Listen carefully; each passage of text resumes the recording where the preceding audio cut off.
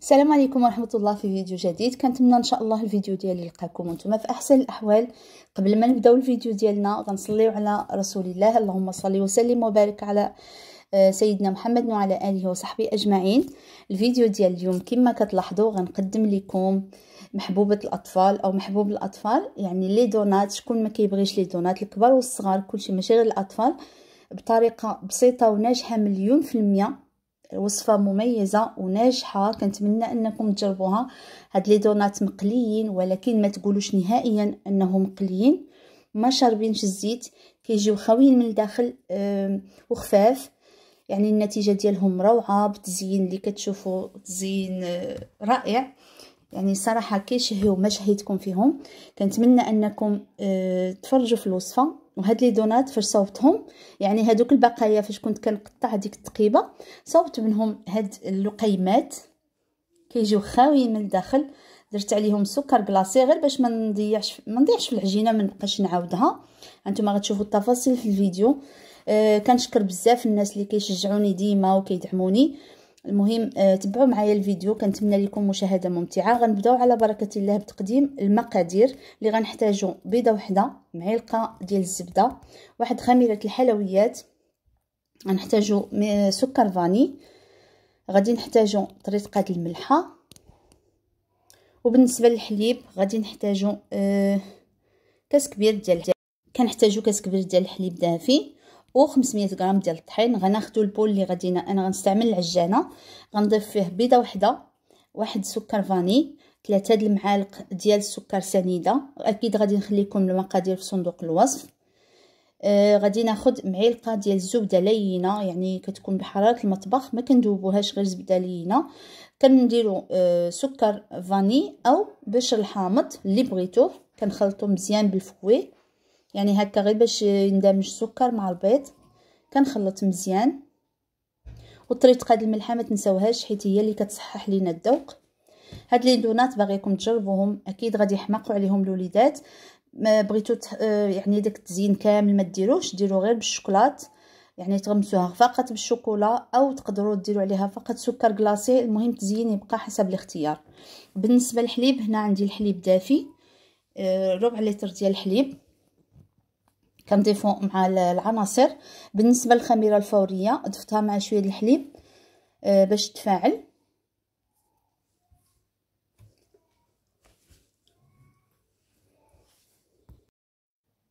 غادي نضيف معلقه ديال الزبده اللينه، وغادي نخلط الفوي باش تذوب هذيك الزبده مع باقي العناصر، حيت عندنا الحليب دافي اكيد غادي تذوب ديك الزبيده. صافي كنبدا نضيف الدقيق ديالي اللي هو 500 غرام، يعني نتوما كتشوفوا على حساب نوعيه الدقيق. المهم العجينه كتكون رطبه، ما كتلصقش بزاف. صافي كنخلط شويه بالفوي ديالي. من بعد بغيتو تعجنوها باليد تعجنوها، بغيتو ديروها في العجانه اللي بغيتوه، راه نفس النتيجه. كنخوي جميع الكميه ديال الدقيق اللي عندي، وغنحط البول ديالي في العجانه باش تعجن العجينه ديالي واحد المده ديال 4 دقائق، يعني باش نتحصل على عجينه ناجحه. ضروري خصني نتحصل على القوام ديال العجينه ديالي تكون متماسكه وفي نفس الوقت يعني رطبه، يعني كتلصق شويه، ولكن عجينه زوينه بزاف، ما نخليوهاش جاريه. الا كان خاصكم الدقيق يعني ضيفوا شويه على 500 غرام ديال الدقيق. كما كتعرفوا راه النوعيه ديال الدقيق كتختلف. انا هنا استعملت الدقيق بنوعيه جيده، يعني الدقيق خاص بالحلويات، ما استعملتش الدقيق الخاص بالمخبوز يعني بالخبز وداكشي. ضروري الخبز العجينه او الدقيق يكون من نوعيه جيده. كنعتذر. غادي ندير العجينه ديالي في واحد البول اخر وغنغطيها، غنخليها حتى كتختمر. عاد غادي ناخذ نسرحها. هنا العجينه ديالي كما كتلاحظوا سرحتها واحد الطابي ديال السيليكون. غادي نبدا نقطع فيها، يعني نص شويه ديال الدقيق ونقطعها. العجينه اللي كتشيط كنخليها تختمر شويه، عاود كنبدا نسرح فيها، عاد كنشمها عاوتاني باش يجيو لي دونات مقادين، الشكل ديالها مقاد. المهم كناخذ واحد المقيله كنحط فيها الزيت اللي كتكون شويه كثيره، وغادي نخليها حتى تسخن ديك الزيت على نار ماشي مجهده. المهم هما لي دونات ديالي كيجيو محمرين وغزالين تبارك الله. كنتمنى انكم تجربوا هاد الوصفه. غادي نقلي فيها لي دونات ديالي، يعني الشكل ديالهم كيجي زوين ومقاد. العجينه كتكون زوينه باش الشكل ديالهم من كنهزو يعني ماشي مرخوفه بزاف، ماشي العجينه ماشي مرخوفه بزاف باش ما يعوجش لينا الشكل ديالهم. غنكمل القليان ديال لي دونات ديالي. على فكره الا بغيتو تحطوهم في الفران تقدروا ديروهم في الفران، كتسخنوا الفران من قبل وكتحطوهم على 180 درجه، غادي تشعلوا لهم من التحت ومن الفوق دقه واحده. المهم اللي ما باغيش يقلي ولكن كونوا على يقين انهم ما كيشربوش الزيت نهائيا بحال الا ما مقليينش صراحه. كنكمل الكميه ديال لي دونات اللي عندي. عاد كنمشي تكون العجينه اللي كانت شاطت لي فاش كنت كنقطع تكون يعني طلقات. عاد غادي نمشي نكمل نرشم يعني لي دونات اخرين. وهنا البقايا يعني هذوك التقطيعات اللي كندير دوائر ما غاديش نجمعهم، غنديرهم هكا بحال القيمات. ها نتوما كتشوفوا يعني هذه غير كفكره. كيجيو غزالين خاويين من الداخل. كنرش عليهم غير السكر كلاصي او العسل، كديروا عليهم العسل كيجيو فنين. المهم هذه غير فكره عطيتها لكم بلا ما نبقاو نعاودوا نديروا في العجينه، حيت العجينه اون فوا كتبقى تعاود فيها يعني ما كتبقاش بحال العجينه الاولى والثانيه. المهم هذا مكان، هذه غير فكره شاركتها معكم، كنتمنى تعجبكم وتجربوه.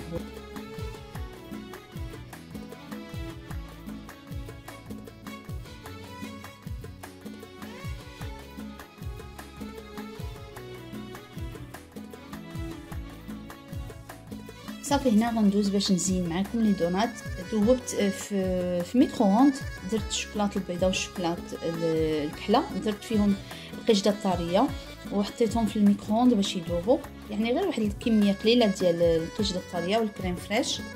الا ما كايناش عندكم كريم فريش ضيفوا غير الحليب صافي. وغادي نبدا نزين كما قلت لكم. التزيين كيبقى حسب المتوفر وحسب اللي موجود في الدار. الا كنتو غتصاوبوها غير الوليدات يعني هكا ما تحتاجوش شي تزيين، ولا تصاوبوها الحفله، ولا ما عندكمش هاد لي شوكولا ولا هاد الحلوه اللي كنزينوا بها، يعني زينوا بداكشي اللي عندكم.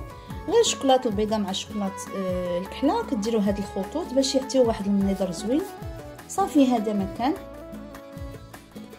هانتوما درت هذه الشوكولاط بالحليب، خديت غير هذيك البواطه العلبه ديال الشوكولاط ديال القبال ديال 5 دراهم، ذوبتها في حمام مريم وصافي. ودرتها في لابوش ادوي وكنزين هكا بهذا الشكل كما كتلاحظوا. يعني التزيين كيبقى اختياري، كل وحده كتفنن وكتصاوب لي دونات حسب الرغبه وحسب يعني المتوفر عندها في البيت اكيد.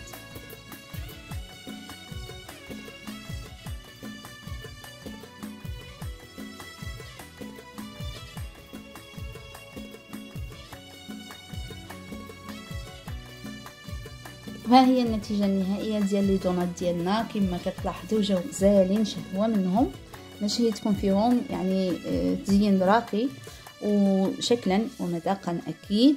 هذه على ضمانتي، يعني الا جربتوا هاد لي دونات كونوا على يقين انكم غتنجحوا فيهم من المره الاولى. يعني كاين لي دونات كيشربوا الا كانوا مقليين كيشربوا الزيت وكيجيو معجنين لداخل، يعني الصراحه فيهم بزاف ديال البابا. هادو ناجحين، هادو هما القيمات اللي صوبتهم يعني من هادوك البقايا ديال العجينه اللي كانت تقطيعات ديال الدوائر ديال ديك التقيبه اللي كندير. ما جمعتهمش كما قلت لكم، كنعاود نقليهم. يعني كنتمنى ان هاد الوصفه تكون نالت اعجابكم وتجربوها لوليداتكم. وإلا عجبكم الفيديو ما تنساوش تبارطاجيوه مع اصحابكم وحبابكم، وما تنساونيش بالتعليق اللي كيحفزني اكيد. وما تنساوش اللي ما اشتركش في القناه ديالي يشترك. كنتمنى انكم تكونوا دوزتوا معايا وقيته زوينه، وكنتمنى انكم تكونوا كتستافدوا من الفيديوهات اللي كنقدمهم لكم.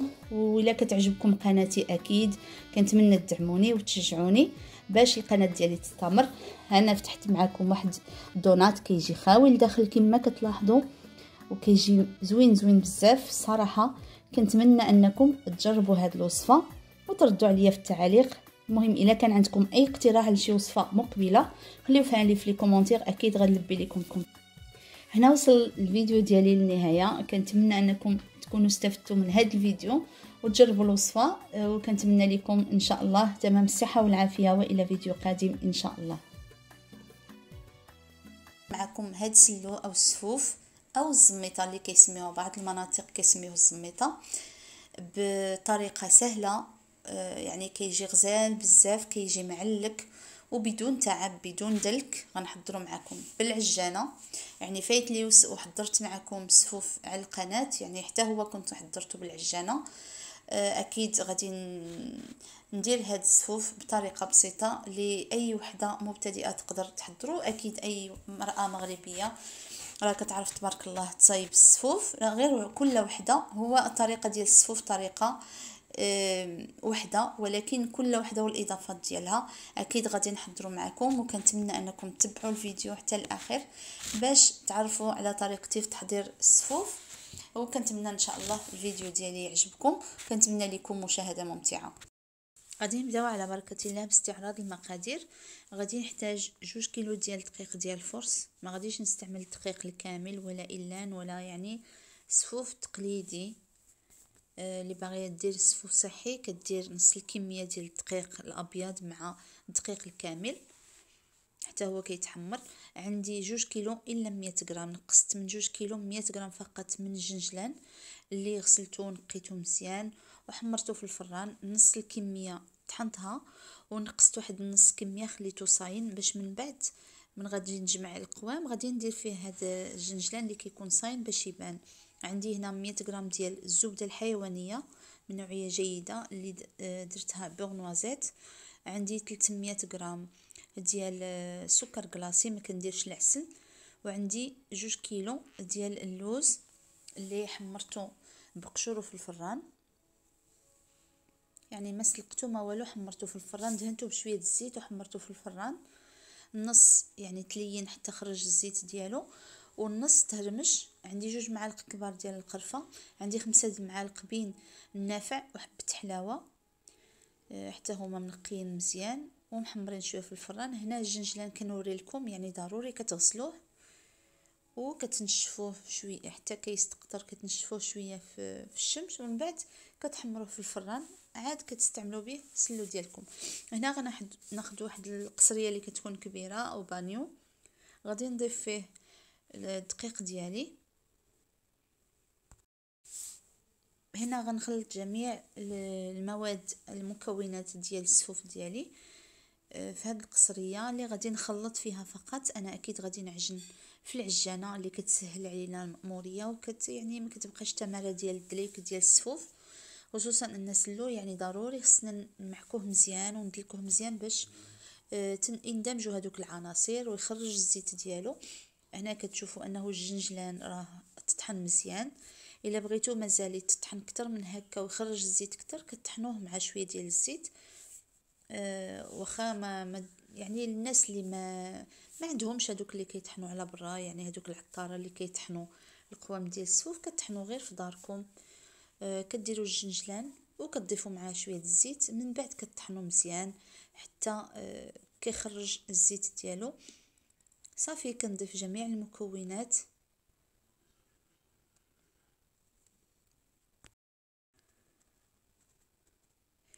ما تنساوش الطريقه ديال الملحه، ضروري منها ما تنساوهاش.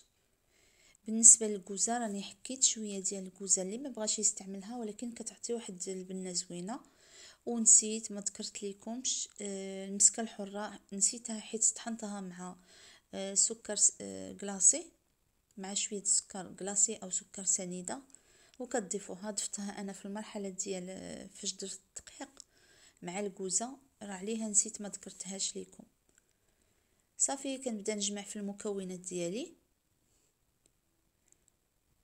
ضروري يعني هذيك 100 غرام ديال الزبده او بورنوازيت. بورنوازيت هي الزبده فاش كنخليوها تطبخ مزيان وكتبخر من هذاك الحليب. ضفت واحد نص كاس اخر من الزبده وصافي. هنايا من دلكت شويه هذيك داك الخليط، كناخذ العجانه ديالي كنضيف فيها الخليط ديال السفوف وكنخليها حتى كتعجن مزيان. هانتوما كتشوفوا يعني تبارك الله جا السفوف معلك غزال، وكتبقاو تضيفوا شويه بشويه حتى يعني كتلقاو انه لو بول ديال العجانه صافي عمر، ما تقدروش تزيدوا، عاد كتخويو هذيك الكميه اللي فيه، من بعد كتضيفوا الكميه المتبقيه ديال السفوف.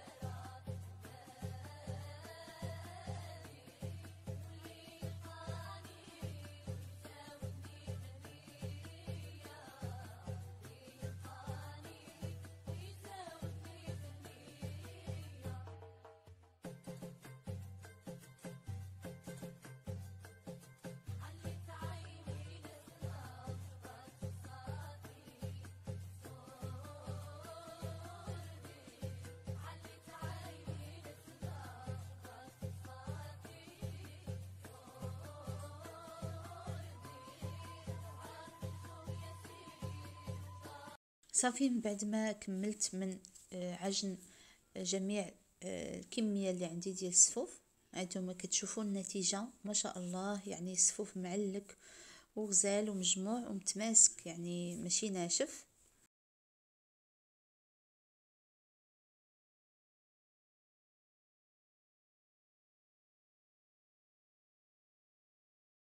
هانتوما كتشوفوا بعينيكم، وبلا ما تبقاو تدلكوا وتضروا يديكم، وهذه غير بالعجانه، راه الطريقه سهله، وها هو كيتجمع كيتقطع. صراحه انا ما كيعجبنيش السفوف اللي كيكون ناشف، كيعجبني هكا يكون معلك. مهم طريقه التزيين كل وحده كتزين على حسب الشكل اللي بغات وعلى حسب. المهم حنا ضروري ما نديرو شي حاجه بريستيج، ولا بغيتو ديروا تقديم بلدي طبيعي يعني عادي كما كنقدموا سلو، كنديروا داك الهرم كنديروا فيه اللوز. مهم كل وحده، ولا كديروا في التبصيل كل وحده والطريقه ديالها في التقديم. انا هنايا خديت الاطار اللي دائري. ضروري ما ديروا واحد الميكا في اي مول بغيتوه، حيت الا درتو سلو على في المول ديريكت راه ما غاديش، غادي يلصق، ما غاديش يعاونكم باش نقلبوه. كنديروا اولا واحد الميكا، عاد كنديروا الصفوف ديالنا كنقادوه باش يعطي لنا هذا الشكل اللي كتشوفوه. يعني بغيت نقترح عليكم هاد جوج اشكال او هاد جوج طرق ديال التقديم.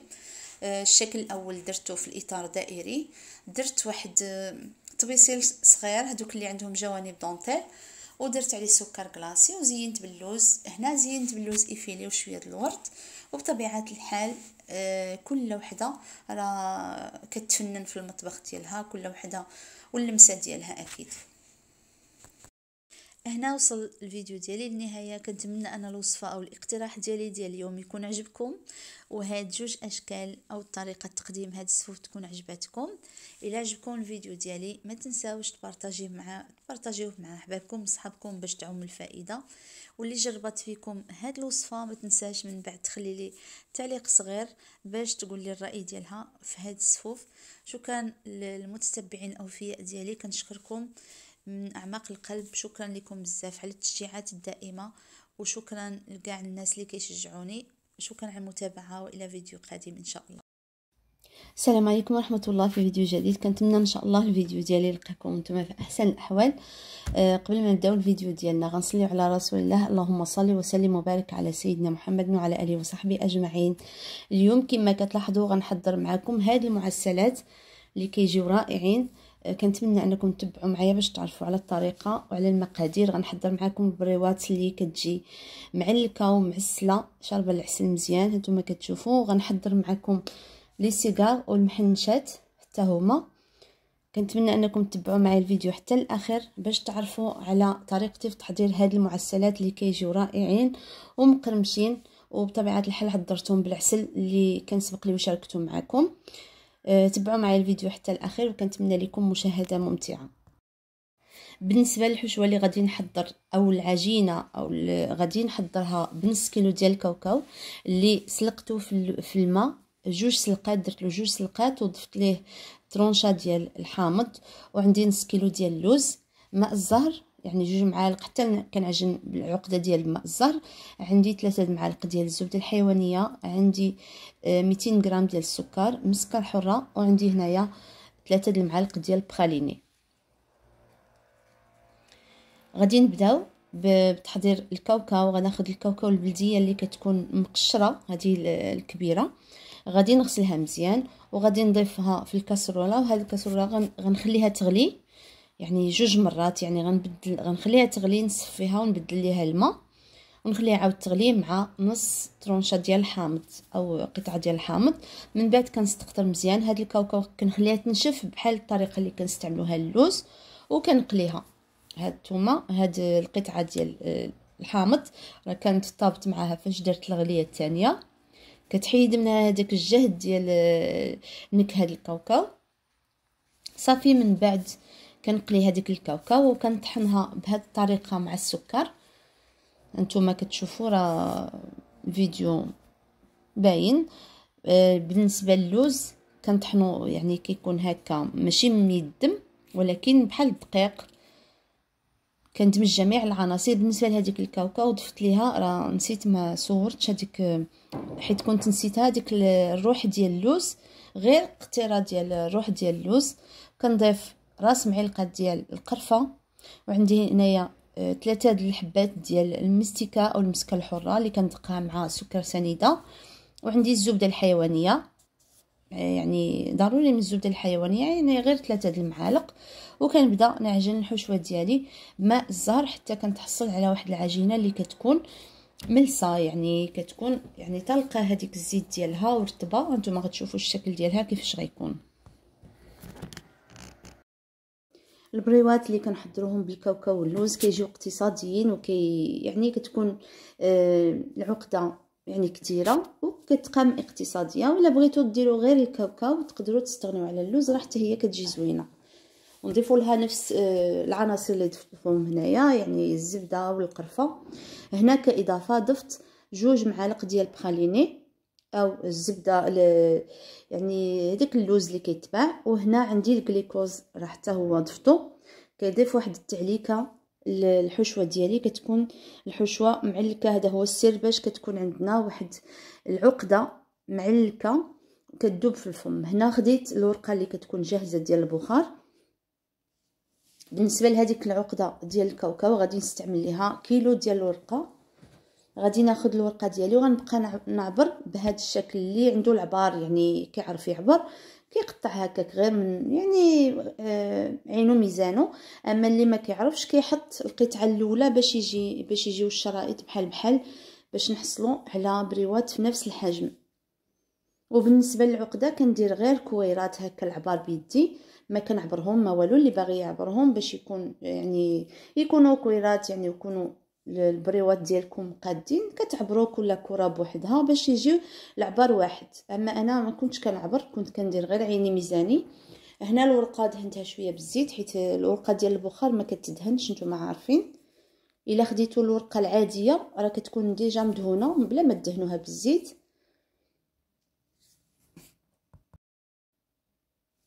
كنحط هذوك الشرائط باش تسهل عليا الخدمه، وكنطوي كندير العقده، ما كنزيرش بزاف في البدايه باش ما تطرطقش معايا البريوه ديالي.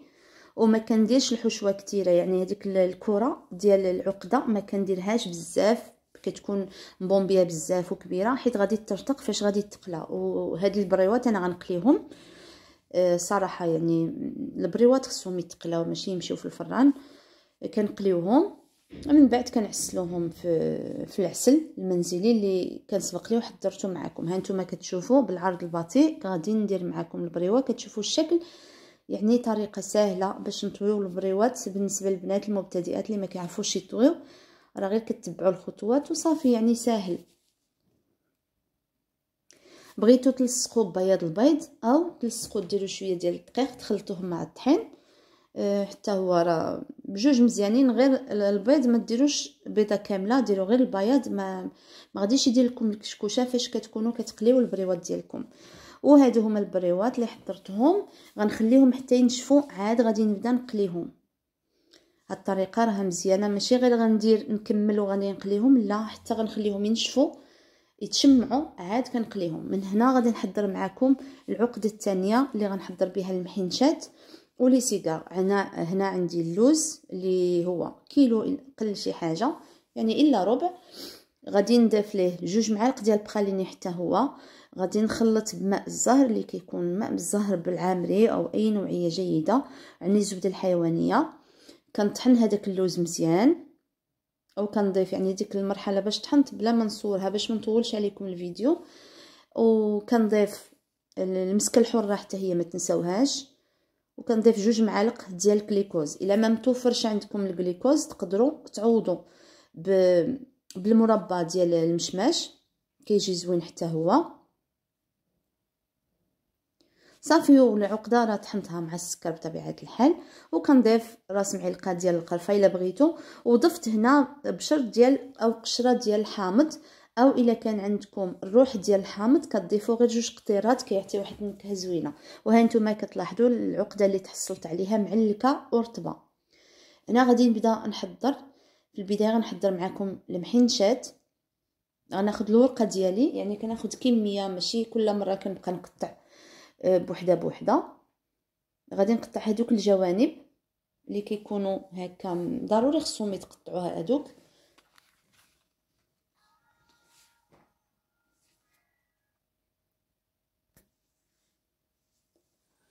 وكنقطع الجنب ديال الورقه باش تجيني ورقه مستطيله بهذا الشكل. كندهنها بالزيت، هذيك ما درتش الزبده صافي. والجهه الحرشه هي اللي كندير عليها العقده، الجهه الرطبه هي اللي كتكون الوجه ديال البريوات ولا المحنشات ولا السيجار. دائما الورقه ديالنا كنشوفوا الجهه اللي رطبه او ملسه هي اللي كتكون لتحت. كنبدا نحربل في العقده ديالي.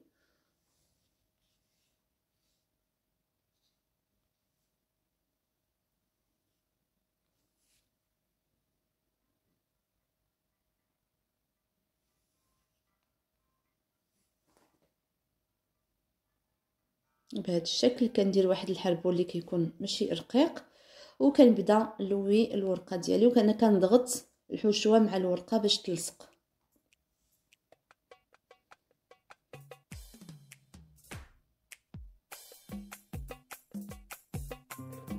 يعني انا كيلو ديال العقده حضرت منها السيجار وحضرت المحنشات. غير باغي نعطيكم اقتراحات، اللي باغي يدير كميه كثيره يعني يحضر بها غير لي سيجار او يحضر غير المحنشات.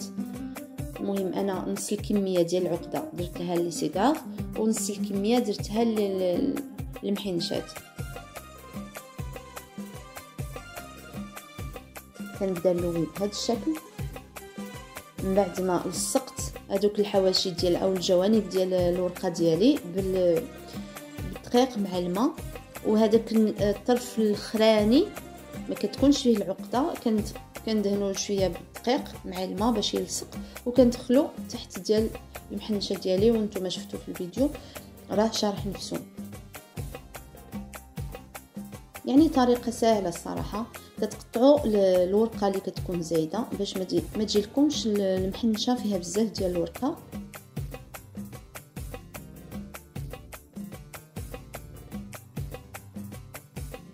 ما كتكثروش الطحين مع الماء، يعني هذيك باش كنلصقو ما كتكثروش، كديروا غير شويه باش راه كتلصق دغيا صافي. وكنوي بهذه الطريقه كما هي موضحه في الصوره.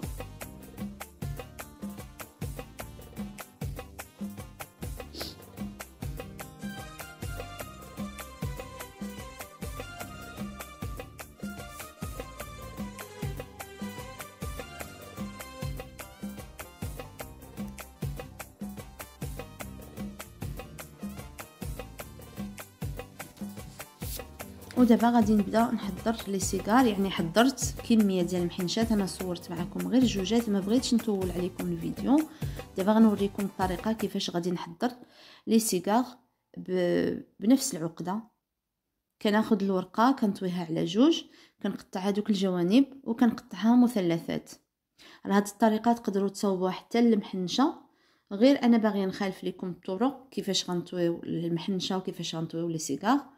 كنقطع مثلثات بهذا الشكل وكندير واحد الحربول على قد الاصبع. مهم نتوما والسيجار اللي بغيتو يجيكم سيجار طويل او يجيكم صغير كما بغيتو صافي. وكنبدا نلوي بهذه الطريقه، يعني طريقه باينه صافي. وكنسق بالطحين مع الماء او بياض البيض كما بغيتو.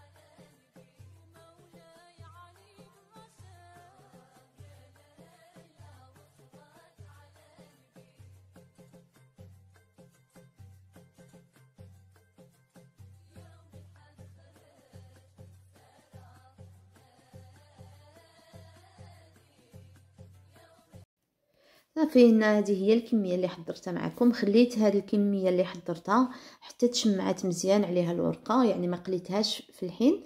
صافي هنا غادي نبدا نقلي ان شاء الله. بالنسبه للعسل، راه العسل كيكون بارد وكيكون ثقيل باش ينجحوا معكم المعسلات ديالكم. وصافي كندير قليت السيجار، كنخليهم في الزيت حتى كيتشربوا مزيان العسل. وبالنسبه للمحنشات سمحوا لي المقطع ديال المحنشه راني دخلتها للفران، دهنتها بالزبده ودخلتها للفران، يعني تكيتها هكا بالابره. انا صحاب لي كنصور ولكن التليفون ما كانش كيصور. حتى تحمرات، ما تفوتوش عندها التحمار، يعني خليوها شويه اللون ديالها فاتح.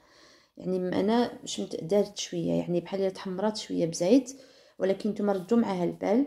انا راه كانت 12 الليل وانا كنت مازال كنقلي في البريوات ديالي وفي المعسلات ديالي. صافي بالنسبه للنصيحه اللي غنقدم لكم على البريوات، الا بغيتوا انهم يجي لكم يعني شاربين العسل مزيان، خليوهم مده طويله في العسل. والعسل ضروري يكون نوعيه جيده محضر في المنزل، يعني تكون النتيجه ديالو ناجحه، يكون ثقيل. ما ديروش البريوات وديروا فيهم العسل اللي كيكون جاري. الا كان خرج لكم العسل يعني خاصو شويه مازال، يعني خاصو واحد الجوده، ضيفوا ليه واحد العلبه ديال العسل نوعيه جيده باش يجي لكم العسل زوين. هذا الشيء اللي درت، يعني ضفت ليه واحد البواطه ديال العسل الزمزمي، صراحه جا غزال بزاف. صافي هنا المحنشات ديالي من بعد ما خرجتهم من الفران خويت عليهم العسل حتى شربوا العسل مزيان. وصافي وقدمت لكم هذه المعسلات بهذه الطريقه. كنتمنى انكم تستافدوا من هاد الوصفات وتحضروهم وتجربوهم، علاش لا. نتوما كتشوفوا العقده جات معلكه الصراحه، جات غزاله العقده ديال سواء ديال اللوز بوحدو مع البخاليني ولا العقده. السر ديال ان العقده تجي لكم معلكه، ضيفوا لها دوك 2 معالق ديال الجليكوز. قلت لكم الا ما كاينش الجليكوز ضيفوا لها 2 معالق ديال مربى المشمش. كنتمنى انكم تكونوا استفدتوا من هاد الفيديوهات. شكرا على المتابعه ديالكم.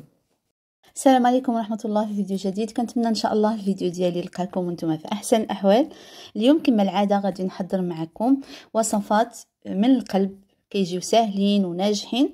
كنتمنى انكم تجربوهم في هذا رمضان. يعني غنحضر معكم الحلو والمالح والتحليه ديال السحور.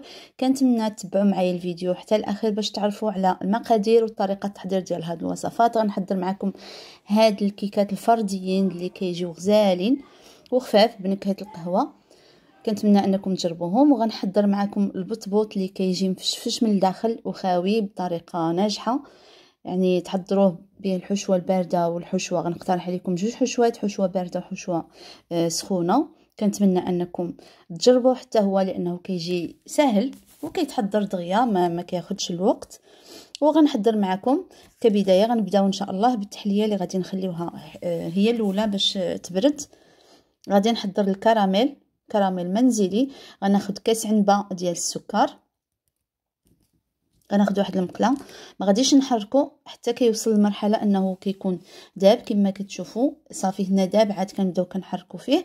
كنضيفوا ليه معلقه ديال الزبده وكنضيفوا كاس يعني مقدار ديال السكر نفس المقدار هو ديال الكاس ديال يعني ديال الحليب. الا درنا كاس عنبه ديال السكر كنديروا كاس عنبه ديال الحليب. الا درنا كاس كتر كبير غنديروا نفس المقدار ديال الحليب. يعني هاد الكراميل كيجي ناجح ومنزلي وكيتحضر دغيا. كتحضروا يعني كتقدروا تحضروه كصوص ديال لي كريب او لي كلاص. يعني كيتحضر عنده عده استعمالات. كتحطوه غير كتستافدوا فيه بالثلاجه. انا هنا كبه ديال الشوكولا البيضاء ما عنديش، خديت معلقه ديال المايزينا ذوبتها بشويه ديال الحليب وكنضيفها لهاد الكراميل. الا كانت عندكم الشكلاط البيضاء هي اللي كتضيفوا 2 ولا 3 د القطع صافي باش كيعطي لنا واحد الكراميل اللي كيكون عاقد وزوين. كما سبق لي وقلت لكم هاد الكراميل نقدروا نحتفظوا به في الثلاجه. يعني كيبقى مده طويله ما كيخسرش، ما فيه لا مواد حافظه وكيتبقى مرخص. كنتمنى انكم تجربوه وتحضروه في ديوركم. ونسيت ما ذكرت لكم شرشيشه ديال الملحه ضروري كتضيفوها في الكراميل، هي اللي كتصحح الذوق وكتحيد من الجهه ديال الحلاوه ديال السكر. المهم ضروري ما تضيفوا قبيصه ديال الملحه.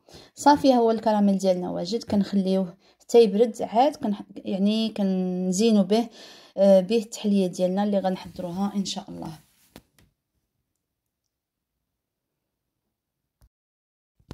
صافي الكراميل ديالنا كنغطيوه بواحد الفيلم اليمونتير وكنخليوه يبرد. غادي ندوز نحضر معكم تحليه اللي كنحضرها بليتر ديال الحليب. عندي 3 معالق ديال السكر، 3 لي ساشي ديال كواخاضه اللي معروفه. كواخاضه كلشي كيعرفها، يعني واحد المنتوج اسباني. يعني تحليه ديالو كتجي غزاله وكتجي بنينه، ولكن انا غنغير الطريقه ديالها. يعني ما غاديش نحضرها هي معروفه كتحضر بالكريم فريش، ولكن بالحليب والكريم فريش انا غنحضرها غير بالحليب. كناخذ الكميه كامله ديال الحليب يعني لتر، ما غاديش ندير نص لتر ديال قشده الكريم فريش ونص لتر ديال الحليب، لا غنحضر تحليه اقتصاديه. غنغلي داك الحليب وكنخلط الكواخاضه مع السكر كنضيفها. هنا كنحمر، كانت عندي شويه الكنافه كنحمرها باش نزين بها. هذه فقط فكره للتزيين. كتزينوا بالمقادير اللي عندكم او كتكتفيوا فقط بالكراميل راه كيجي غزال. انا بما انه التصوير يعني باغي نعطيكم شي حاجه اللي كتكون زوينه او افكار فقط، غادي نزين بهذه الطريقه. من بعد ما غلات التحليه ديالي على النار غادي نضيفها في الكاسات، او الا بغيتو ديروها تحليه عائليه يعني للضياف كتحضروها في مول كبير وكديروا نفس الطريقه ديال التزيين. راها كتجي غزاله بزاف واقتصاديه. كنخليو الكاسات ديالنا او التحليه ديال الكواخاضه ديالنا حتى تبرد، عاد كنبداو نزينوها بالكراميل اللي كيكون اصلا خليناه برد. وها نتوما كتشوفوا القوام ديال الكراميل ديالنا صراحه راه كيجي خطير. هاد لاصوص ديال الكراميل تقدروا تستعملوها بزاف ديال الحوايج في تزيين ديال لي كريب وتزيين ديال لي كلاص. هو الصيف جاي يعني تبقاو تحضروها وتخليوها عندكم في الثلاجه. او يعني كتزينوا بها الكيكات ديالكم، الوجه ديال الكيكات ديالكم. وهي التحليه ديالنا وجدات. غندوز نحضر معكم لاصوب اللي كتوجد في الدقيقه الاخيره. غنحتاج مطيشه وحده، بصله وحده، واحد البورون. عندي هنايا ليشو، ولي كنسى شي مرات الكلمات كنعتذر. غناخذ والقرعه الحمراء. غناخذ واحد الطنجره غنضيف فيها الخضره ديالي مع زيت العود. غنضيفهم كاملين. غنضيف نص معلقه ديال الابزار. غنضيف نص معلقه ديال الكمون، نص معلقه ديال التحميره، نص معلقه ديال الخرقوم، وكنضيف الملحه بطبيعه الحال. هنا عندي صوص صوجا او صلصه الصوجا اللي كتكون خفيفه، راه كتضيف ليها واحد البنه غزاله. هاد لاصوب كنحضروها بالحوت، يعني هاد الخضره كامله. عندي انا الكروفيت، وهنا عندي الكرافس اللي كنت مجمداه في الفريكو، جبدته وضفته هنايا في هاد لاصوب. غادي نخلي الخضره ديالي حتى طيب. درتها في الكوكوط وسديت عليها دغيا، راه كتحضر في الدقيقه الاخيره. قشرت الكروفيت، هاد القشور ديالهم ما كنلوحهمش، كنضيف فيهم الماء وكنغليهم. من بعد كنصفيهم كنصفي داك الماء من داك القشور ديال الكروفيت، وهو اللي كنضيفو الخضر ديالنا صافي. وداك الكروفيت راه قطعته غنضيفو في الاخير. كنطحن لاصوب ديالي، وغناخذ 2 معالق ديال المايزينا، غنضيفهم شويه ديال الماء وصافيهم. المايزينا هي اللي كندور بها هاد لاصوب باش تجيني شويه عاقده. صافي في اللحظه الاخيره كنضيف الكروفيت وكنخليها تغلى وصافي. وبالصحه والراحه كتقدموها. ونسيت كنضيفوا الا كانت عندكم كريمه الطبخ كتضيفوا شويه ديال كريمه الطبخ، راه كتعطي واحد البنه غزاله. او الا ما كانتش عندكم الكريمه الطبخ تقدروا تضيفوا واحد 2 ولا 3 القطع ديال الجبن الكريمي. صراحه هاد الكريمه الطبخ راه كتباع ورخيصه، راه يعني غير ب10 دراهم.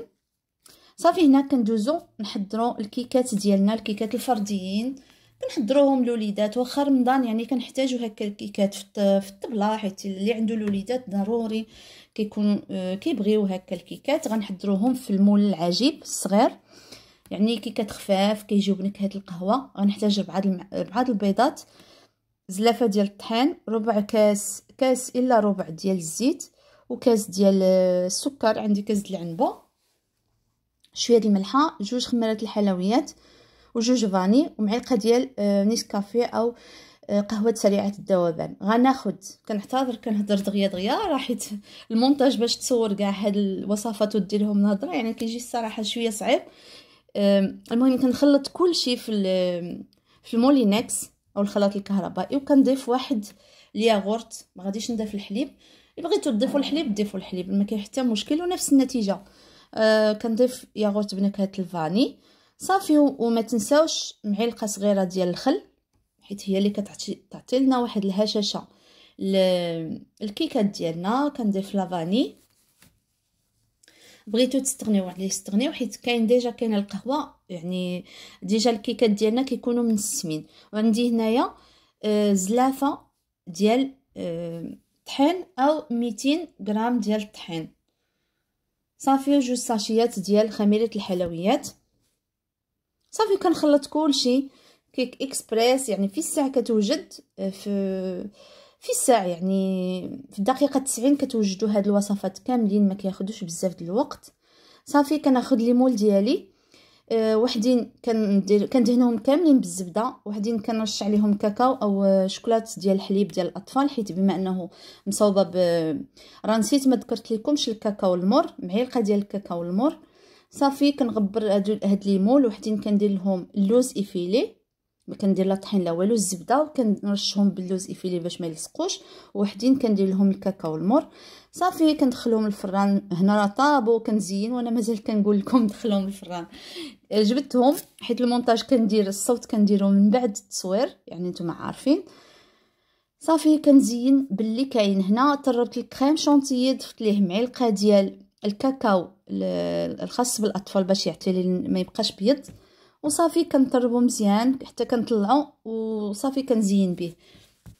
دابا غنحضروا البطبوط. صراحه ما لقيتش المقطع فاش كنت كنقدم لكم المقادير وكنعجن، ولكن المقادير بسيطه. عندي 2 زلايف ديال الفورس، عندي زلافه ديال الفينو، معلقه ديال السكر، نص معلقه ديال الملحه، ومعلقه ديال خميره الخبز، وكنعجنو بالماء ومعلقه ديال الزيت. كنخليو العجينه ديالنا حتى كتخمر، كنحطوها في بلاستيك، ومن بعد كنسرحوها بالمدلك وكنقطعوها بالقطاعه، سواء بغيتو قطاعه دائريه او مربعه، يعني كيبقى لكم الاختيار.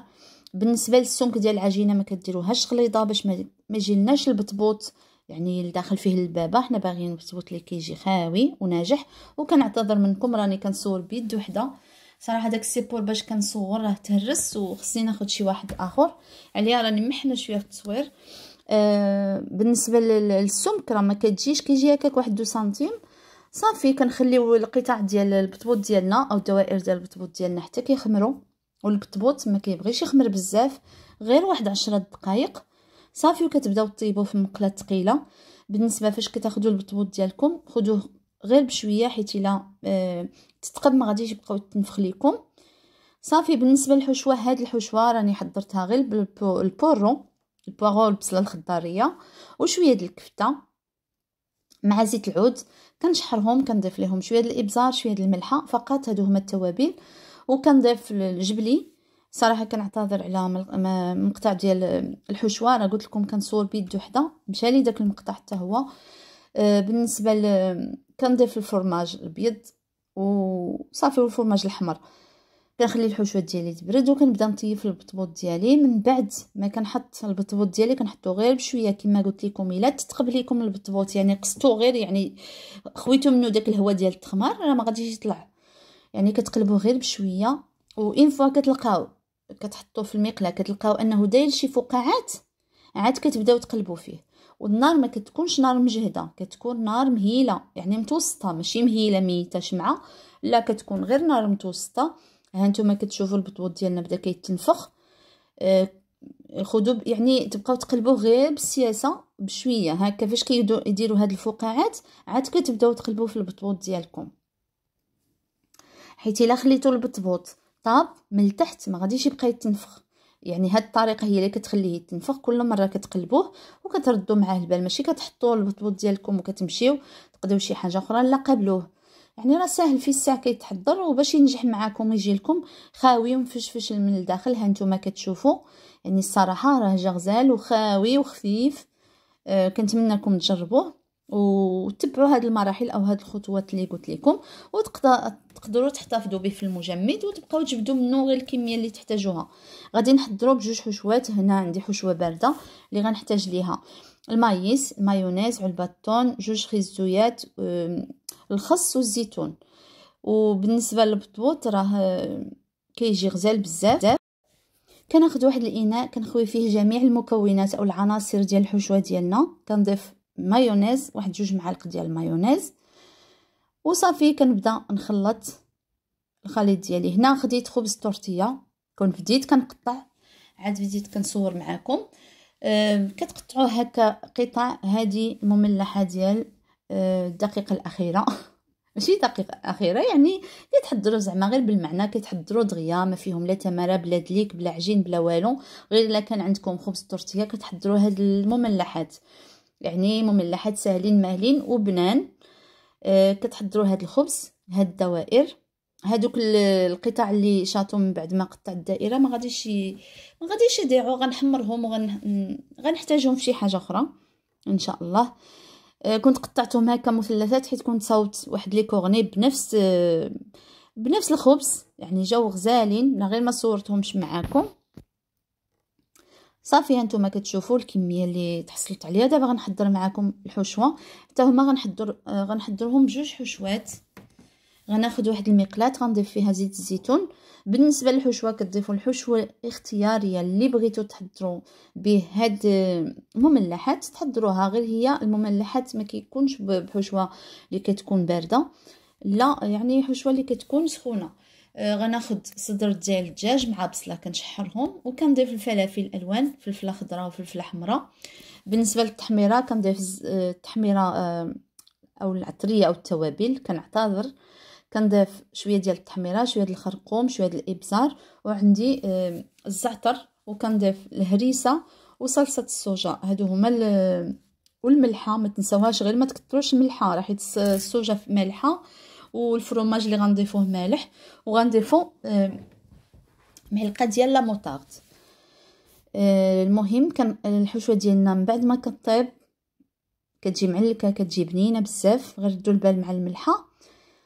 صافي ضفت الموطارد، هذا هو الموطارد اللي ضفتو، معلقه كبيره ديال لا موطارد وصافي. بالنسبه لهاد الحشوه راني حضرتها وما صورتهاش معكم، عندي غير بيشاميل ضفت ليه الكروفيت وهاد السوريمي، قطع السوريمي كانوا عندي فقط وضفتهم، الا ما كانوش غير الكروفيت ولا الطون. راه كتجي حشوه غزاله غير بالبيشاميل، سواء بغيتو ديروا البيشاميل منزليه او تاخذوا هذوك لي ساشي اللي كيتباعوا صافي، كطيبوهم، كتضيفوا فيهم شويه ديال الكوزه وشويه ديال الملحه، كتكون ملحه الا كانت جاهزه. البيشاميل الكل كيعرف يحضرها، وكنعتذر لاني ما صورتش هاد الحشوه. صافي كنبدا نعمر الدوائر ديالي ديال الخبز طورتيه، كنعمرهم وكنضيف ليهم الفرماج من فوق، وكنحطهم في واحد اللاطه.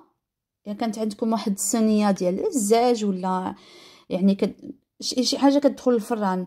انا عندي هاد اللاطه اللي حضرتهم غير في هذه، حيت غنقدمهم في واحد الطبق اخر. الا بغيتو تقدموهم في الطبق ديالهم نيت كيكون دائري، كتحطوا شي حاجه في الوسط وكتبداو تدوروا هاد القطع. هنا خديت قطعه ديال البابي الومنيوم حيت ما غاديش نخلي الكاس باش كيتزيروا لي هادوك القطع ديال المملحات اللي حضرتهم باش ياخذوا الشكل ديالهم وهما طايبين بهذا الشكل ما يتحلوش. خديت قطعه ديال البابي الومنيوم وحطيتها في الجنب. بالنسبه للحشوه حطيت الحشوه اللي حضرتها بصدر الدجاج وهذه ديال البيشاميل، وكندير من فوقهم الفرماج وكنحطهم في الفران حتى كيتحمروا. راه الصراحه كيجيو غزال وبنان، ما شهيتكم فيهم. كنتمنى انكم تجربوهم تحضروهم في اخر لحظه كما قلت لكم، واخا ما كانش بالكم انكم تحضروا يعني شي حاجه شي مملحه هكا، يعني كتحضروها دغيا، ما كتحتاجوا فقط خبز طورتيه اللي غيكون عندكم في الدار. واخر اقتراح اللي غنقترح معكم اليوم، غنحضر معكم هذا العصير. صراحه راه كيجي غزال. غنحتاج ليه 2 بنانات، 2 برتقالات، وعندي واحد الحامضه اللي مقشره، و2 تفاحات، والسكر حسب الذوق، وواحد ياغورت كريمي بنكهه الفاني وبنكهه الموز او اي نكهه. كنطحن كل شيء صافي، كنبدا نصفيه حيت هذاك الليمون والحامض راكم عارفين ضروري خصهم يتصفاو باش ما يبقاش فيهم هذوك، ما فيهمش القشور اصلا. المهم باش ما تبقاش هذيك البابه ولا ما عرفت سميتها، ضروري ما نصفيو. وصافي كتضيفوا الكميه ديال الماء. يعني صراحه العصير كيجي اقتصادي وفيه كميه، يعني ما مصاوبش بالحليب. احسن حاجه انه الحليب ما كاينش، يعني كلشي طبيعي، كاين الماء كاين ما محتاجينش الحليب حنا. صافي من بعد ما كنصفي داك العصير، داكشي اللي بقى كنضيف ليه الماء وكنحطو حتى هو كنطحنو. وحضرت المهم هادو هما الاقتراحات اللي حضرت معكم مع المملحات. راه المملحات كاينين شي وحدين كنت صورتهم قبل، هادو كاملين صورتهم في نهار واحد لاصوب، يعني جات غزاله، كنتمنىكم تجربوها. المهم كنتمنى ان هذا الفيديو يكون عجبكم وما يكونش فيديو ممل. صراحه فاش دير فيديو فيه بزاف ديال الاقتراحات راه كيجي فيديو طويل وبزاف ديال الهضره. كنتمنى انكم ما تكونوش مليتم الهضره ديالي وما صدعت لكمش راسكم، وكنتمنى انكم تستافدوا من هذا الفيديو، من هذه الوصفات اللي اقترحت عليكم. وشكرا على المتابعه، والى فيديو قادم ان شاء الله. السلام عليكم ورحمه الله. كنتمنى ان شاء الله الفيديو ديالي يلقاكم وانتم في احسن الاحوال. رمضان مبارك سعيد. كنعتذر على هاد التاخير في تنزيل الفيديو، كنت شويه مريضه عليها، تعطلت عليكم في تنزيل الفيديوهات. اليوم جبت لكم فيديو شامل فيه 4 الوصفات كيجيو بنان، يعني فطور شامل. بالنسبه غنحضر معكم فطائر وبسطله ديال الحوت والحريره المغربيه، وغنحضر معكم واحد العصير كيجي غزال بمركز الجزر والبرتقال. بقاو معايا باش تعرفوا على الطريقه والمقادير. بالنسبه للمقادير اللي غنحتاجهم في البسطيله، عندي 500 غرام ديال الكالامار، 500 غرام ديال الكروفيت منقيد، عندي شامبينيون المعلب او الفطر الاسود، عندي ملعقه ديال الحامض، القزبر المعدنوس، عندي بصله، عندي صوص صوجا، عندي الهريسه، شويه ديال الزبده، والشعريه الصينيه بطبيعه الحال. انا كنستعمل الشعريه ديال الرز. بالنسبه للحوت انا عندي الحوت الابيض اي نوعيه كتفضلوها. انا عندي الميرلون اللي تبلتها غندخلها للفران دهنتها بشويه الزيت، غندخلها في الفران حتى كطيب. عاد كناخدها وكنفرتها. بالنسبه للطريقه اللي غادي نحضر بها البستيلات، طريقه سهله وكيجيو بنان ولذاذ بزاف. غادي نجمع جميع التوابل اللي هما معلقه ديال الخرقوم، معلقه ديال الكمون، معلق صغار، معلقه ديال الابزار، معلقه التحميره، عندي الملحه، ما تنساوش الملحه. بالنسبه للصوجه معلقه كبيره ديال الصوجه، وعندي الهريسه والزيت. كنخلط جميع العناصر في واحد الزلافه. هاد الخليط كامل غنتبل به الحوت ديالي. غناخد واحد المقلاة غنضيف فيها شويه ديال الزيت، يعني طريقه سهله ما كتوسخوش الاواني، كلشي في مقله وحده. غادي نشحر جميع العناصر، كل حاجه غنديرها بوحديتها. غندير الزيت مع الزبده الحيوانيه باش كتعطي لنا واحد المذاق زوين للبستيلات ديالنا. ما بغيتوش تستعملوا الزبده ما كاين حتى مشكل. وعندي هنايا غناخد معلقه كبيره من هذوك التوابل اللي خلطتهم. ونسيت ما ذكرت لكمش توابل ديال بستيلات الحوت، راه نسيت ما ذكرتهمش. هنا كناخد الكروفيت كنشحرها مع هاد العطريه حتى كيدخلها الطياب. عاد كنحيدها من المقله، وفي نفس المقلاة غادي نصوتي عاوتاني الكروفيت الكالامار.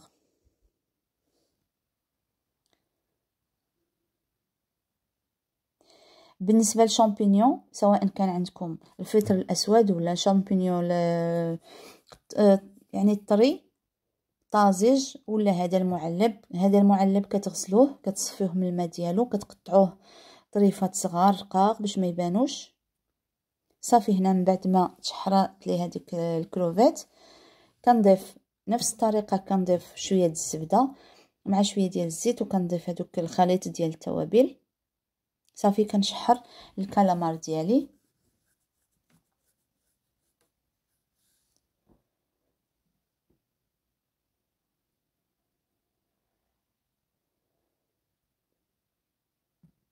وكنضيف معلقه ديال عصير ديال الحامض.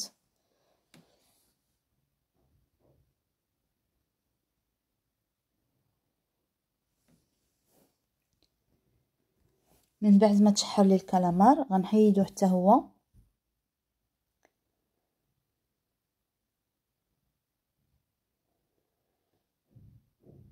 يعني طريقه سهله. هاد البستيلات راه كنت وجدتهم قبل رمضان، يعني راه غير الفيديو دابا جمعت هاد الوصفه في الفيديو، وجدتهم وحطيتهم في الكونجيلاتور يعني تكونجلاو. عاد دابا في رمضان كنبدا كنجبد وكنطيب في نفس المقلاة. غادي نضيف شويه ديال الزيت، وكنضيف هذيك البصله بصله وحده كبيره، كنشلضها مزيان وكنضيفها في المقلاة حتى كطيح كتسوطى. عاد غادي نضيف ليها الربيع، وغادي نضيف لي شامبينيون حتى هما باش يتشحروا وياخذوا حتى هما المذاق ديال التوابل.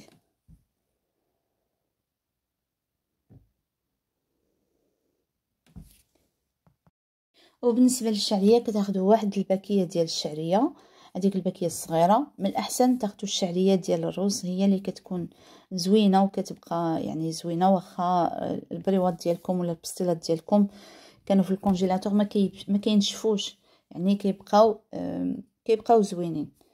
صافي من بعد ما طيبت جميع المكونات اللي عندي كنجمع جميع العناصر في واحد الاناء.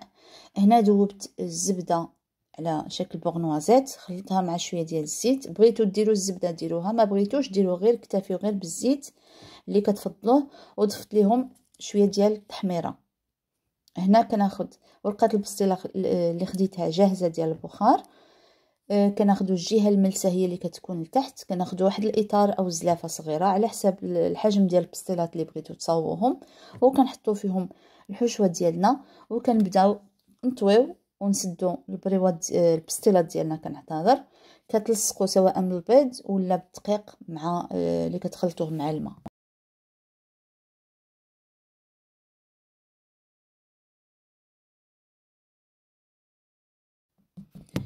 الكميه اللي كتكون زايده ديال الورقه ما كنديروهاش، كنقطعوها باش ما تجيلناش البستيلات ديالنا فيها الكميه كثيره ديال الورقه. كاينين الناس اللي كيديروا كيدوبليو الورقه، كل واحد والرغبه ديالو.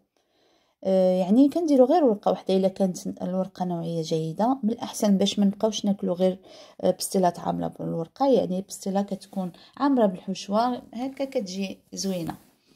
المهم من بعد ما شكلت البستيله ديالي انتما كتشوفوا الشكل ديالها، كنكمل جميع الكميه اللي عندي. صافي كنستمر هنايا باش نكمل الكميه اللي عندي ديال الحشوه والورقه. يعني الصراحه البستيلات يعني من الاحسن انه الواحد يوجدهم قبل رمضان لانهم كيشدوا شويه اليد، ولكن اللي ما كانش عنده الوقت وهذه وما قادش بالنسبه للموظفات واللي ما كيقدروش ما عندهمش الوقت باش يحضروهم. المهم من بعد ما كتوجدوا البستيلات ديالكم كتحطوهم يتكونجلاو، يعني غير كتبقاو تجبدوهم كتحطوهم في واحد بلاطو وكتستفوهم حتى كيجمدوا. عاد من بعد كتفرزوهم كتحطوهم في ميكات، يعني على حسب العدد ديال الاشخاص او الكميه اللي بغيتو تبقاو تستعملوها. المهم انا غنكمل معكم بهذا الشكل حتى غنكمل جميع الكميه اللي عندي. وطبيعه الحال راه الطريقه ديال الطويات ديال البستيلات راه اغلب السيدات المغربيات يعني غير المبتدئات، يعني الطريقه مفصله للبنات المبتدئات اللي مازال كيتعلموا. يعني من الاحسن ما تكثروش الورقه، بالنسبه لهذيك الورقه اللي كتكون زايده قطعوها باش ما تجيناش البستيلات فيهم كميه كثيره ديال الورقه. هنا كناخذوا البستيلات ديالنا من كنبغيو نقدموهم كناخذوهم من المجمد، كنسخنوا الفران، كندهنوهم بالصفار ديال البيض ولا كدهنوهم غير بالزيت مع التحميره. المهم كنخليهم يطيبوا على نار مهيله باش يطيبوا الورقه طيب ما تبقاش معجنه. الوصفه الثالثه اللي هي الحريره، غنحتاج فيها 2 بصلات محكوكين كبار، 2 مطيشات محكوكين كبار حتى هما. عندي الحمص يعني مرقد من قبل ومقشر، عندي الشعريه، عندي بالنسبه للمعدنوس والقزبر والكرافس، وعندي شويه اللحم. عندي معلقه تحميره، ربع ملعقه ديال القرفه، نص معلقه ديال الكمون، ونص معلقه ديال الابزار، ونص معلقه ديال الخرقوم، وضمه ديال البقري، شويه ديال الزيت. كناخذ واحد الطنجره غنحط فيها اللحم مع الزيت ومع جميع المكونات اللي ذكرتها لكم. يعني هاد الحريره راه سهله وكتوجد دغيا ما كتاخذش بزاف الوقت. وغنضيف الحمص اللي يعني كنت حضرته ليله قبل ولا كان عندي في المجمد. وبالنسبه ما كانش عندي العدس كتضيفوا حتى العدس وكتضيفوا التوابل. بالنسبه للناس اللي ما كيبغيوش السمن او النكهه ديال السمن بلا ما تضيفوا السمن، ولكن صراحه كيعطي واحد البنه غزاله للحريره. وراس معلقه فقط ديال القرفه، وحتى القرفه راه كتعطي لها واحد اللذه وواحد البنه زوينه بزاف للحريره ديالنا. والسمن ما كيكونش هذاك اللي حار بزاف، السمن الحايل ولا كيما كيسميوه. وكنضيف واحد الضامه ديال البقري، هذا الا بغيتو، الا ما بغيتوش صافي نكتفيو، راه حنا اصلا حاطين اللحم في الحليله ديالنا. صافي ضفت ليها الماء وكنخليها طيب. من بعد كنخلط واحد 3 المعالق ديال الدقيق مع الماء وكندور به الحريره. وما تنساوش الطماطم المعلبه واحد 2 معالق. صافي من بعد ما غلات ضفت ليها الشعريه مع داك الماء ديال اللي فيه الطحين، ضفت الشعريه وخليت الحريره ديال الطيب، وهي النتيجه اللي تحصلت عليها.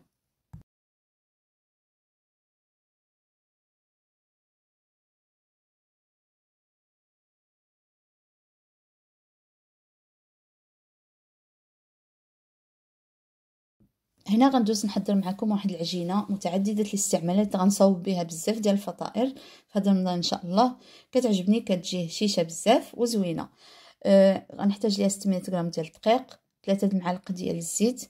عندي بالنسبه للحليب كتخلطوا بالحليب ولا بالماء، ولكن الا خلطتوا بالماء كديروا 2 معالق كبار ديال الحليب غبره. غنحتاج معلقه ديال الخميره ديال الخبز ومعلقه ديال الزبده ومعلقه ديال السكر وربع ملعقه ديال الملحه. غناخذ واحد الاناء كنضيف فيه الطحين ديالي مع جميع المكونات اللي ذكرتها لكم، الخميره نديروا عليها السكر، كنضيف الزيت. بالنسبه للحليب اللي غنخلط به راه كيكون حليب دافي. اما الا كان عندكم حليب مجفف كتضيفوا 2 ولا 3 معالق ديال الحليب غبره وكتخلطوا بالماء، يعني نفس النتيجه. انا ما كانش عندي الحليب غبره، يعني خاصني نعجنها بالحليب، راه كتجي غزاله بزاف هاد العجينه، كنتمنىكم تجربوها. صافي من بعد ما كنخلط كنعجن باش ما نطولش عليكم المراحل وما يجيش الفيديو طويل. كنعجن العجينه ديالي، ما كنزيد لا دقيق لا والو، الكميه جاتني هي هذيك، والعجينه كتكون رطبه وهذا هو القوام ديالها. غنضيف ليها معلقه ديال الزبده اللي كتكون نوعيه جيده ولا زبده ديال البواطه كما بغيتو. صافي كنبدا ندلك فيها بهذا الشكل، سواء بغيتو تستعملوا العجانه ولا يعني تدلكوها غير بيديكم. كنخليها ترتاح شويه، من بعد كنقسمها وكنشكل بها يعني الاشكال ديال الفطائر اللي بغيت. انا غنشكل بها هاد الفطائر اللي على شكل بيتزا. من بعد ما يعني الكميه اللي قسمتها ضفت ليها شويه ديال الزعتر، الكميه اللي غنستعمل بها هاد الفطائر ضفت ليها شويه ديال الزعتر وعاوتاني دلكتها. وصافي كنشكل كويرات صغار الحجم ديال المشماشه، غير صغيورين حيت غيتنفخوا. من بعد ما كنخليهم يرتاحوا كناخذ واحد الكاس، بقاع ديال الكاس اللي كنغمسوه شويه في الزيت باش ما يلصقش معانا، وصافي كنضغط باش نديرو هاد الحفره. يعني كيجيو فطائر محفرين في الوسط. غنستعمل واحد الحشوه اللي كتكون سهله، غنحتاج فيها 2 ديال البورون، وعندي انا كانت عندي الكروفيت في المجمد جبتها وكنستعملها. كنصوتيها مع هذاك البورون. الا بغيتو ديروا بصله ديروا البصله، يعني بصله والفلفله، استعملت البورو والفلفله الخضراء، ما كانش عندي فلافل الوان. مهم الحشوه كتبقى اختياريه، ولكن الحشوه جات بنينه بزاف. كنستعمل شويه ديال الزعتر، شويه ديال سوليس، مليحه غير شويه ديال الملحه، شويه ديال الابزار، وواحد نص علبه ديال المايس. صافي هادو هما العناصر اللي استعملتهم في هذه الحشوه. كنشحرها مزيان هذيك الحشوه حتى كتشحر. كنخليها تبرد، عاد كنعمر بها الفطائر ديالي. صافي من بعد كنكمل كنعمر، يعني كنضغط على جميع الكميه ديال العجينه اللي كانت عندي وكنعمرها بالحشوه. صافي كنحك الفرماج، كنحط عليهم فرماج وكنحطهم في الفران يطيبوا من الفوق ومن التحت، يعني على 180 درجه. كنشعل الفران من الفوق ومن التحت. وصافي هذا هما الادوات. غنحضر معكم سيترونات او مركز ديال الحامض اللي غنحتاج. هنا عندي 3 كيلو ديال الحامض اللي غسلته مزيان، نقيته مزيان بالماء والخل واستقطرته، خليته نبات يعني حتى نشف مزيان. كنحك هذيك القشره الصفراء، كنضيف معاها 500 غرام ديال السكر. بالنسبه ل 3 كيلو ضفت ليها 500 غرام ديال السكر. ما تخافوش من هذا، راه مركز. يعني فاش كنحضروه كان هكا كنديروا هذيك القشره كنحكوها مزيان مع الحامض حتى كيتلبس داك السكر كامل، وكنضيفوا عليه العصير ديال هذاك الحامض اللي عصرته. كنضيفو كنخلي هذا المركز يبات ليله كامله في الثلاجه. كل مره كنبداو نخلطو بالمعلقه باش داك السكر اللي كيكون لتحت كيدوب. يعني كل مره كنمشيو واحد 2 ولا 3 المرات حتى كيدوب معنا داك السكر. من بعد كنصفيه هذا الا غد ليه كنصفيه هذا المركز. انا هذا راه حضرته في البدايه ديال رمضان وخليته في المجمد، ودابا كنجبدو يعني كنستعمل به العصائر، يعني كيخرج كميه كثيره وكيجي اقتصادي. صافي كنحطوه في بواطات وكنحطوه في المجمد. اما داك القشر ديال الحامض راه ما كنلوحوش، كنصوبوه به الكيكات. دابا غنحضر معكم المركز ديال الجزر. عندي هنايا 2 كيلو ديال الخيزو اللي مقطع ومنقي، مقطع بهذا الشكل. كنضيف ليه 250 غرام ديال السكر، وكنضيف ليه الماء اللي كيكون 1 لتر ديال الماء. كنخليه حتى يطيب مزيان. وها هو المركز ديالنا، كنطيبوه على النار. بعد ما طحنت الجزر ديالي بداك الماء اللي طاب فيه كنحمر به لي بواط. وهادو هما المركزات اللي حضرتهم. اكيد غادي نشارك معكم كل عصير او كل مركز بوحدو. دابا شاركت معكم ديال الجزر وديال الحامض، ونفس الطريقه صوت به ديال الليمون. وصافي ديال الفريز حتى هو راه نفس الطريقه صافي هادو هما المركزات اللي صاوبت، وهادو هما الوصفات اللي اقترحت معكم اليوم. العصير الصراحه كيجي خاطر وكيجي بنين واقتصادي، الاهم انه اقتصادي وكتصاوبوا منه كميه كثيره. يعني واحد مقدار كاس كبير ديال المركز ديال البرتقال مع كاس ديال المركز ديال الجزر، والكميه الاخرى كتضيفوها ماء بلا ما كتضيفوا السكر، كطحنوه. يعني هادو هما الوصفات اللي اقترحت عليكم. كنتمنى انهم يكونوا نالوا استحسانكم، وإلا عجبوكم ما تنساوش تبارطاجيو الفيديو وتخليو لي كومونتير صغير. وكنشكركم بزاف على المتابعه، والى فيديو قادم ان شاء الله.